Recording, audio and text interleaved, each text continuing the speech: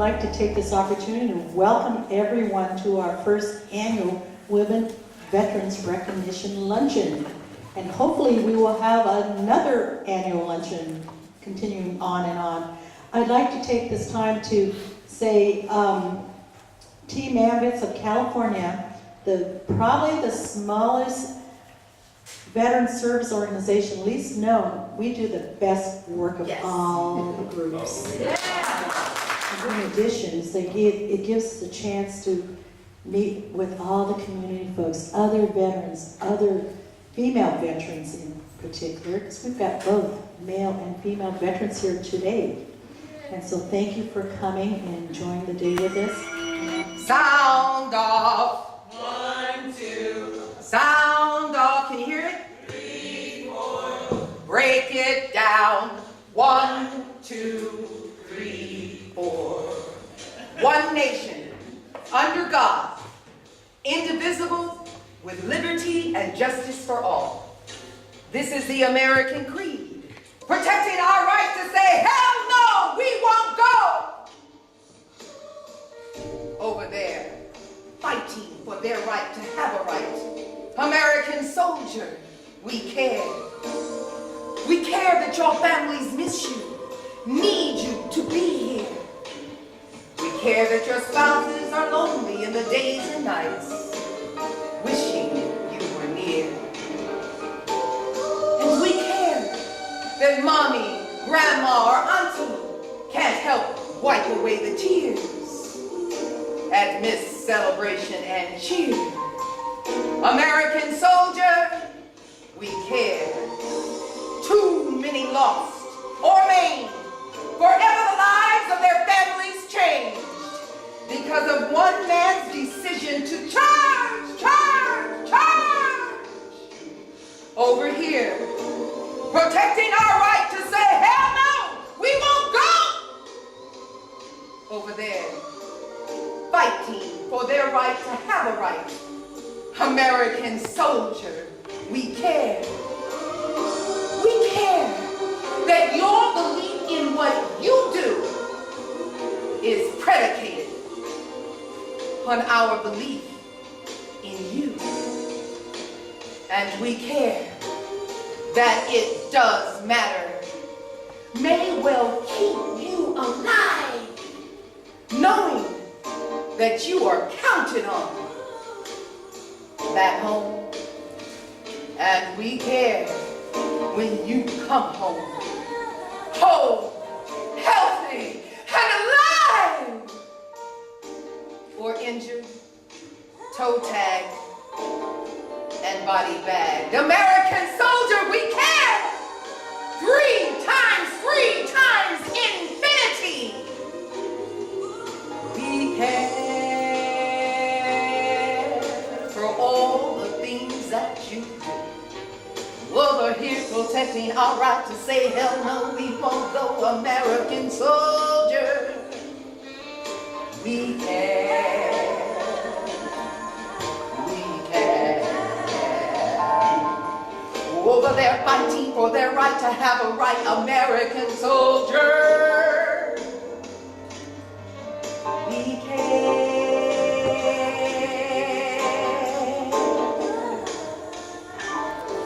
General, Colonel, Major, Captain, Lieutenant, Sergeant, Corporal, Private, man, we care.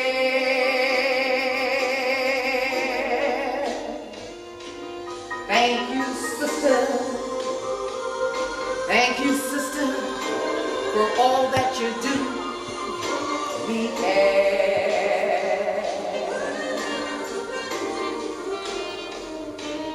Thank you for risking your life and laying it on the line for me and mine, American soldier. We care. Please, repeat after me. American soldier. American soldier. We care. We care. American soldier. American soldier. We care. We care. American soldier. American soldier. We care. American soldier. American soldier.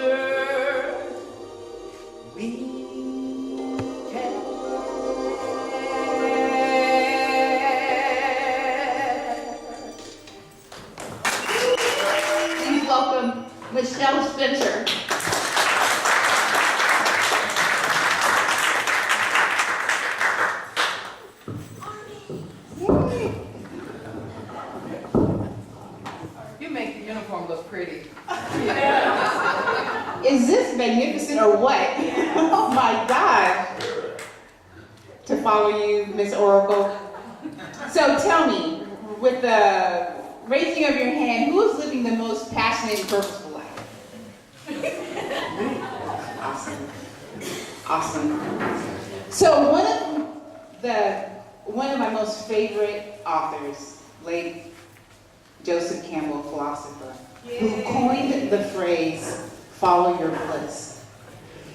He said in substance, we must be willing to let go of the life we have planned so that we may have the life that's waiting for us. So like for you, I love exercising, so I want you to find something in your bag, your purse, or maybe the bag that you have, just something that you have with you. A little something, it could be a pen. Everybody, this is an exercise for everybody.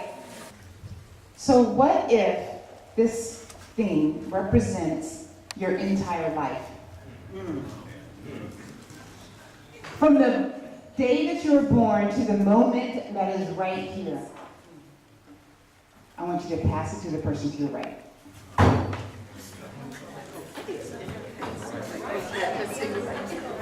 Sometimes you change your life at breakfast, or today we got to change our life at lunch.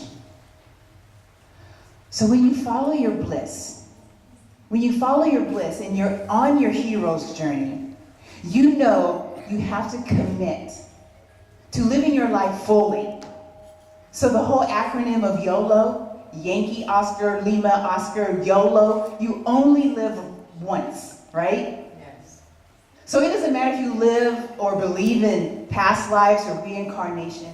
If you're not fully living your life, just look at it.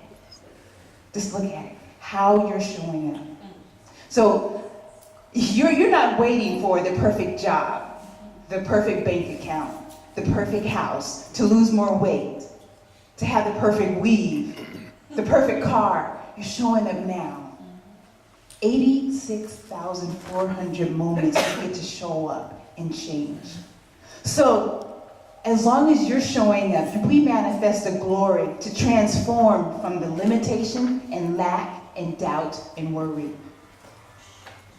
What we do is create our best life. So when the next time you're asked how you're living your best life, you're raising your hand and you're shouting, I'm living my best life. So look at your thing. Look at this, whatever it is that you have created, and look to your right and look to your left and look at all the wonderful people in this room and know that this thing is just not ordinary. Your life isn't ordinary. Your life is extraordinary. It is exquisite. It is exceptional. You are a divine expression of our Creator. Now you go and create your life. Yes, ma'am. Have any questions? I talked to you guys about just kind of what's going on with the movement that I'm working toward, some new legislation with regard to military sexual assault, and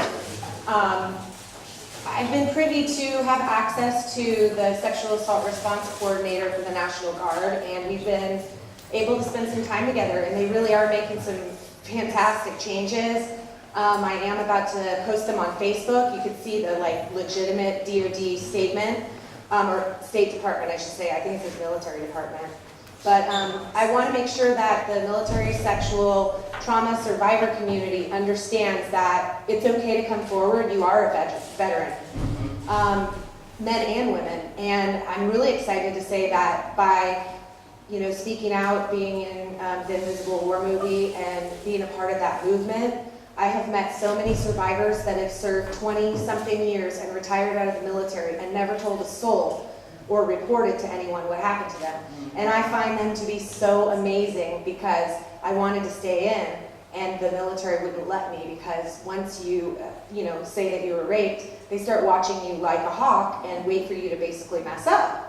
And so now they're not so much doing that. Now, actually, what we have going on is we have real victims who are still putting on their uniforms every day, and they're showing up in formation, and they're sneaking out for appointments at counseling, and then they're trying to come back to their platoon or unit to perform the rest of their duties in that day, and they just talked about the worst trauma of their lives. So now we're trying to figure out as a community, and by that I just mean with rape, we don't want this to be separated by government, federal, state. This is about community and collaboration. The military isn't where rape started, and it's not where it's going to stop. Right. It's just, fortunately for me, the Invisible War movie changed everything for me. I couldn't explain to my family why I was the way I was. I couldn't explain why I was, isolating a lot of days out of the week, and my fears about grocery shopping, and just simple things like that. And they didn't get it. And now that the movie came out, and all these people are now my friends, these other survivors, I just had some of them over to my house for 10 days with my husband and my kids, and one of them brought her 1-year-old and her 2-year-old.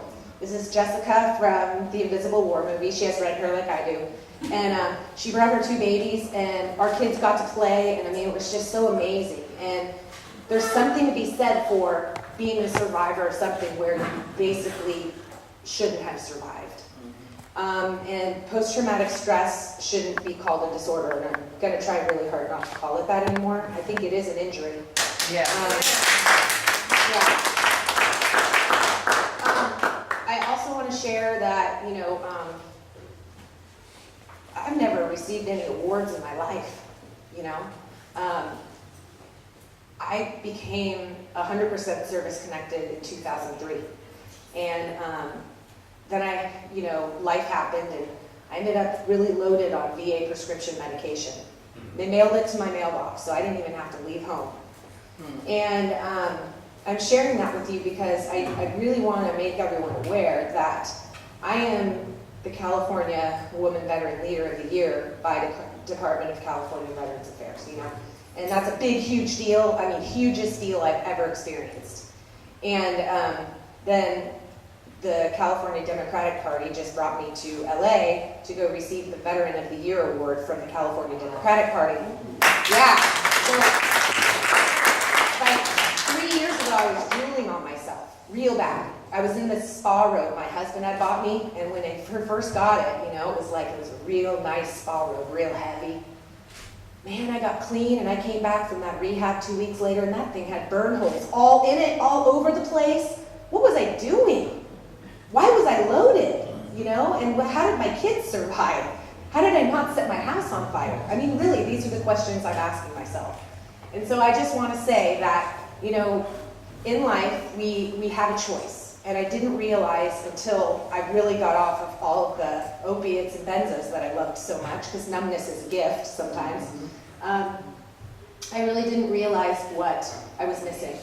And I try to experience as much as I can in my life, and I still have a really hard time, like going to baseball games with my son and, being around other moms and stuff, but I am breaking through every fear I have. And I wanted to share with you all that I will be jumping out of an airplane on April 25th with the sexual assault response coordinators in the SHARP office at, they're all from the National Guard. And we're gonna jump at, what was this town called? Lincoln, California. It's like an hour, I think it's like an hour outside of Sacramento. But I've got other survivors jumping, and we've never jumped before. This is where I'm gonna get my wings. I mean, I have not gotten the wings yet. I'm doing a lot of great stuff, but this is nothing. I'm jumping. Actually, you probably have to push me out, but still, I'm glad that I'm going to do this. And I just want to say that my outreach to other survivors is simply to help them find their peace inside and know that I don't care if you have PTSD from combat, military rape. Your grandpa, whatever traumatized you, I can assure you, we do recover when we start adding coping skills to our lives. And the other thing is I just want to thank God for just giving me my life back, because I thought I was a goner. And I thought I was a statistic. I was definitely going to be one of those 22 a day. And I'm grateful to say that not only am I here and I'm alive, but I'm here for a purpose, and I'm here to serve, and I'm here to clean up a mess, and I'm going to try my hardest to stick around for this. I'm tired, but with assistance and support from all of you, this can become a reality and we can eradicate military sexual trauma and we can really put people in prison. Today's not a good day to really talk about that, but I assure you, this is only the beginning. This makes things very clear that there are changes that are definitely needing to be made that people are in denial about. So I'm waiting for a big grown-up leader somewhere to stand and raise his hand and say, you're right, we're combat fit. We are not fit for rape survivors. We can't help you. As a matter of fact, I'm kind of a dick. And you deserve a lot better than that. So let's default to the rape crisis that's already a well-oiled machine, right? Right. And quit trying to reinvent some wheel that women before me have been doing for 50 to 100 years. They've been trying to figure out what, why, how, when, how do we fix it. So thank you all for your time. Thank you for inviting me here. And if you are a woman veteran, I definitely want to meet you and get your name today. Thank you. I became an officer to change the world, to, cure world hunger and bring about world peace. None of that happened. But I am very proud of my service and all the positions I've held within the 167. Now, being that March is a Women's History Month, I want to focus on our history is our strength. We hear, read, and learn about the success of women and their achievements every day. Look around this room, look around wherever you go. You will see achievements made by women every single day. And also, when you look in the mirror, you see that achievement. The reflection you see is your achievement. Remember that. We have the strength to accomplish a lot, but we also must remember that humility is one of our greatest virtues. As women, we are a wife, a daughter, a sister, an aunt, a mom, airman, soldier, sailor, marine, and most importantly, of course, friends to each other. Of all the women that I've interviewed, the common thread has been having a strong female presence in their lives to help guide them, encourage them to reach their dreams, and never give up. Never think less of yourself or allow others to demean you. Know what you want and ask for guidance to reach that goal. As women, we find the leadership roles to be few and far between. And I think most of us can attest to that. And oftentimes we don't let our leadership known by a chain of command of our desire to lead. That must change. Speak up. You want to be a leader, you need to ask to be a leader, and you need to do what it takes to be a leader. Set your goals, educate yourself for the next role or position. Never stop challenging yourself or those around you. The biggest challenge for us women in the military is to overcome the stereotype of what a female airman, soldier, sailor, marine should be. A wingman is a wingman. I don't care what gender you are. If you got my back, I got yours. And then also, to be a leader, we must, as women, meet or exceed standards. Do not ask for special exceptions. I want to be looked at based on my merits. I want to get that job because I can do the job, not because status quo. Don't give it to me because they need a female or they need an Asian female officer. No, they want me because they want me. If we are to be treated equally, we must perform equally. Here's a question. What's the difference between a male and a female pilot? Nothing. Women pilots go through the same training and held to the same standards as male pilots. But we smell better.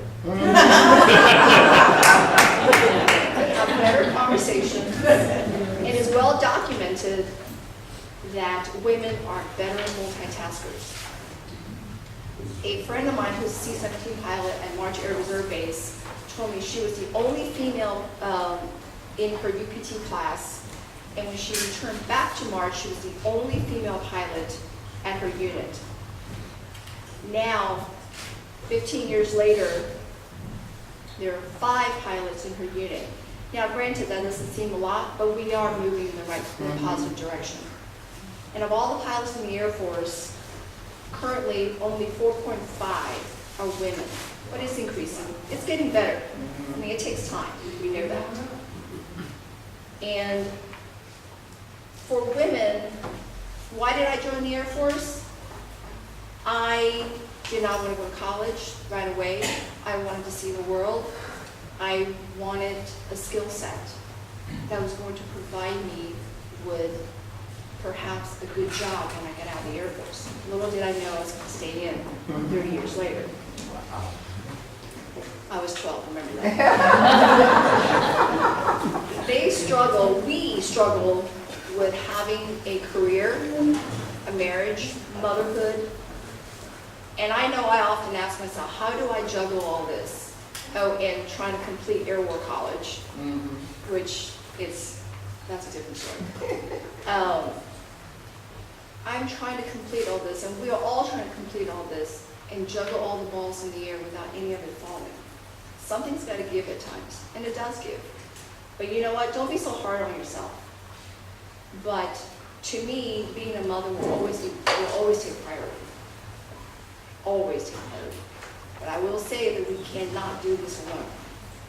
It's too daunting of a task. We have to help each other. How does one become successful in a male-dominant world of the military? As I stated earlier, maintain the same standards as men.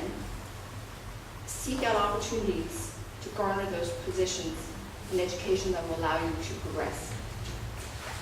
Even though we do all the required check the boxes, there are no guarantees that you will be selected for some of those prized positions.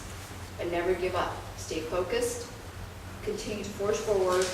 If there's something or someone you feel that has reached the top of their profession, seek their mentorship or seek many mentorships. I have mentors that are above me. I have mentorships. I have airman mentorships. I ask them, how do you do this? I ask for my little speech, I talk to chiefs, female chiefs, other female officers, female airmen, just to get their input on what they see as their contribution to the military. The rank means nothing. We're women, we're working as a military member.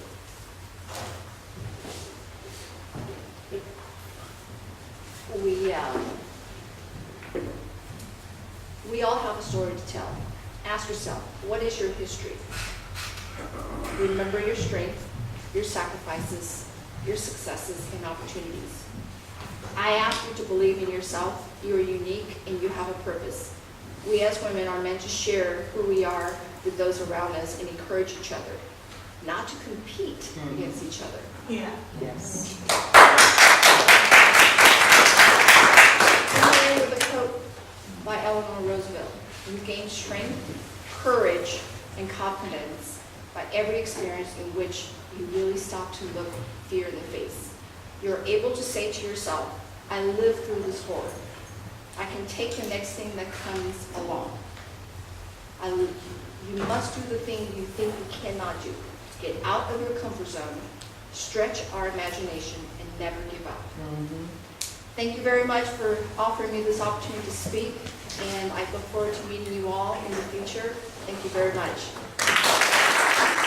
The governor has sent this proclamation, and I'm not going to go through the whole thing, but I am going to read a couple of lines on there. And through this proclamation, I was looking at it. It states that in 1948, women were inducted into the armed services. It was the Integration Act of 1948 that formalized the service of women in the military. I don't know if people realize that it wasn't until 1978 that we were actually part of the armed forces. Prior to that, we were in the auxiliary. Not myself, I'm much younger. And it wasn't until 1984 that we had a woman graduate from West Point. And in 2000, Army. Yeah!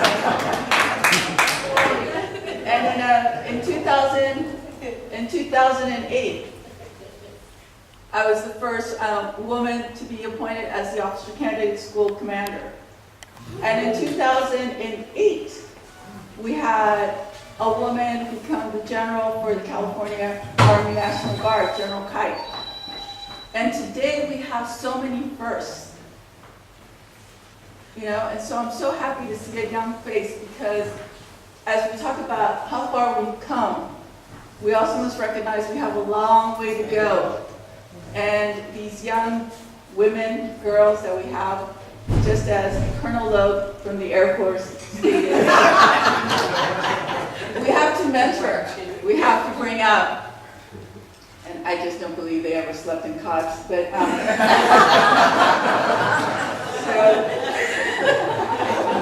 so Governor Brown, Women's Military History Week is dedicated to the women who have sacrificed and who continue to serve and sacrifice in the nation's defense.